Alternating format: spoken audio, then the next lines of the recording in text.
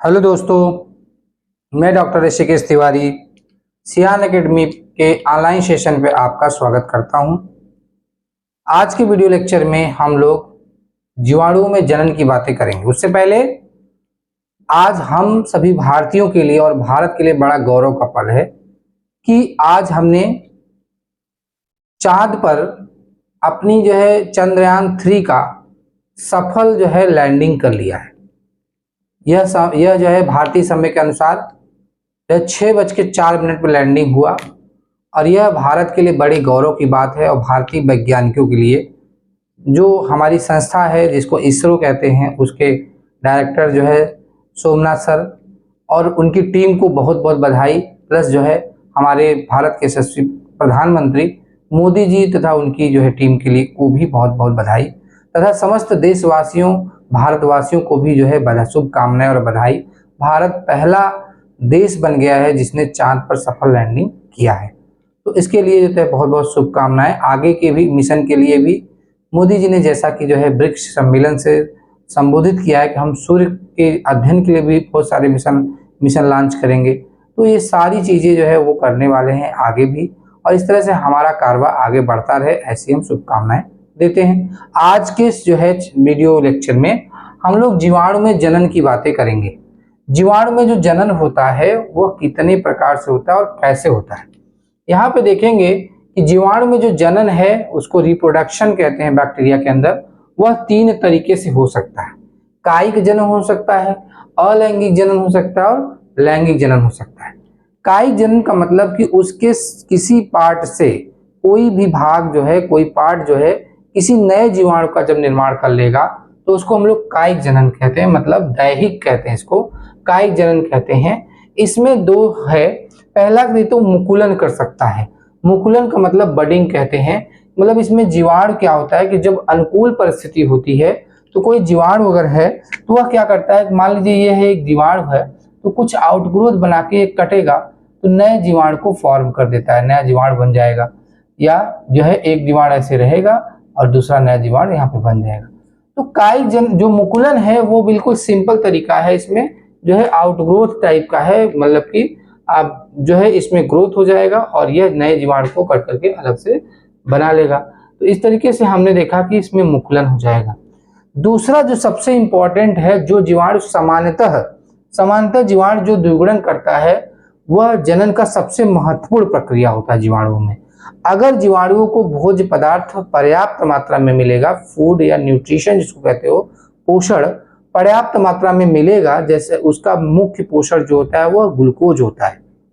अगर उसको पर्याप्त मात्रा में मिलेगा, जो उसके लिए फेवरेबल कंडीशन माना जाता है, मतलब अनुकूल परिस्थिति माना जाता है, तो ऐसी स्थिति में क्या करेगा, जीवाणु ज्यादातर प्रीफर करता है, पसंद करता है द्विगुणन के द्वारा जनन की प्रक्रिया को।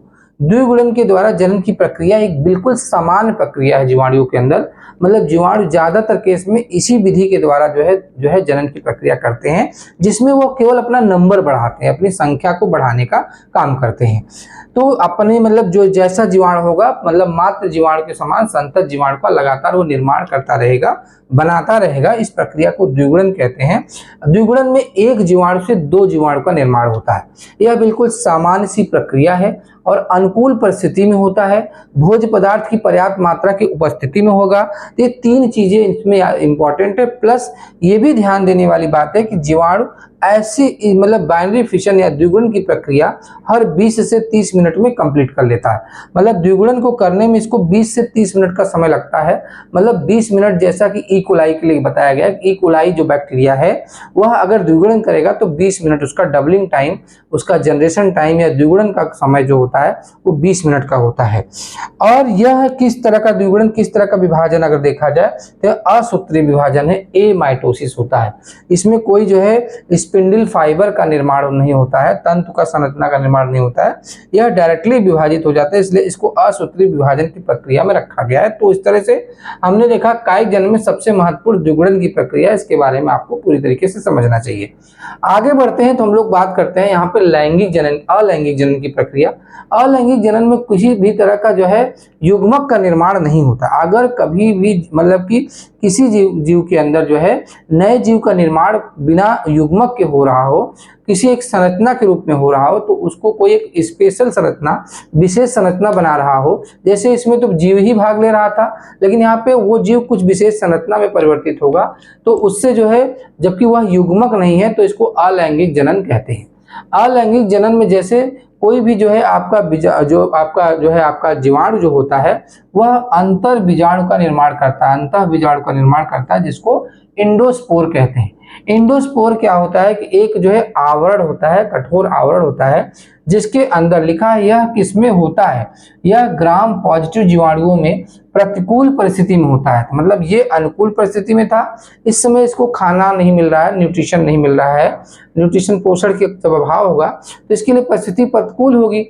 तो इस समय क्या करेगा, यह जीवाणु क्या करता है कि अंतः बीजाणु का निर्माण करता है, इंडोस्पोर का निर्माण करता है। मतलब इसके जो केंद्रकाभ जो होता है, केंद्रक और जो है साइटोप्लाज्म के चारों तरफ एक संरचना का निर्माण हो जाएगा, जो कठोर संरचना होती है। यह कठोर संरचना क्या करता है, इसकी सुरक्षा करता है।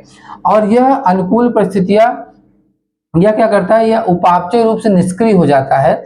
ऐसी परिस्थिति, इसके लिए जब प्रतिकूल परिस्थिति होगी तब ये क्या करेगा, प्रतिकूल परिस्थिति में उपापचयी रूप से निष्क्रिय हो जाता है, लेकिन अंदर यह जीवित रहता है, जीवित रहेगा और यह इंतजार करता है कि इसके लिए अनुकूल परिस्थिति आए। और जैसे इसके लिए अनुकूल परिस्थिति आती है तो ये क्या करता है कि यह जल को अवशोषित करके पुनः उपापचयी रूप से सक्रिय हो जाता है, और सक्रिय होकर के जितना उसके अंदर जो है बीजाणु होंगे, वो सारे स्पोर जो होते हैं वो नए जो है जीवाणु को जन्म देते हैं। इस तरह से जो है आपका इसके अंदर मतलब कि अंतः बीजाणु के द्वारा जो है आपका जीवाणुओं में अलैंगिक जनन होता है। साथ ही साथ एक कोनिडिया भी होता है। कोनिडिया में क्या होता है कि कोनिडिया किस में पाया जाता है, ये तो अंतः बीजाणु तो मान हमने आपको बता दिया कि यह जो है ग्राम पॉजिटिव जो भी बैक्टीरिया होंगे उसमें पाया जाएगा। कोनिडिया एक्टिनोमाइसिटीज जो है बैक्टीरिया के अंदर पाया जाता है। एक्टिनोमाइसिटीज बैक्टीरिया के अंदर कोनिडिया के द्वारा अलैंगिक जनन पाया जाता है, जिसमें तंतुमय एवं गोल या छड़ की संरचना के रूप में कोनिडिया बनता है। तंतुमय गोल या छड़ की संरचना के रूप में बनता है। जैसे कोनिडिया क्या होगा, इस तरह से चेन के रूप में, मान लो गोल संरचना ये हो गई, इस तरीके से बनेगा। और जो है कोनिडिया तंत्र की विशिष्ट शाखा को हम लोग कोनिडियोफोर कहते हैं। मतलब जो ये शाखा है इसको कोनिडियोफोर कहा जाएगा, जो क्या करेगा कि एक्सोजेनसली मतलब बहिर्जात स्पोर का बाहर की लेयर से क्या करेगा, स्पोर का निर्माण करेगा। इसकी बाहरी लेयर से बहुत सारे स्पोर बनते हैं जो बाद में जर्मिनेट करके मतलब जो है जो अंकुरित होकर के नए जो है जीवाणु का निर्माण कर देते हैं। इसी तरीके से कभी कभी इसमें चल जीवाणु के बीजाणु के द्वारा मतलब जू स्पोर मतलब चल बीजाणुओं के द्वारा भी क्या करता है, अलैंगिक जनन की प्रक्रिया होता है। मतलब ऐसे जो है स्पोर बनाएंगे, बीजाणु बनाएंगे जो मोटाइल होंगे। नेक्स्ट आते हैं जो सबसे ज्यादा इंपॉर्टेंट है इसमें लैंगिक जनन की बात करते हैं।